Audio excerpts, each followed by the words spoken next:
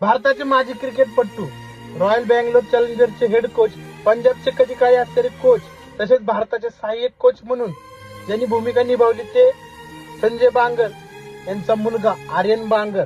आता आर्यन बांगर नाही तर अनय्या बांगर झाला.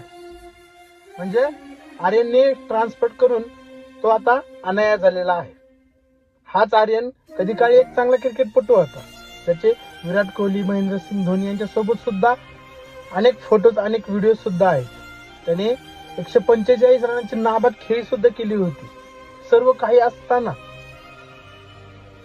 ते अनया झाल्याच्या नंतर सांगितलं की माझं शरीर मला साथ देत नव्हतं.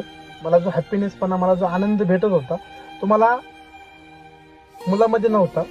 माझं शरीर त्याच्यासाठी तयार झालं, म्हणून मी हा निर्णय घेतला आहे आणि मी सध्या आता अनया झाली आहे. तीच अनया आता सांगते की मला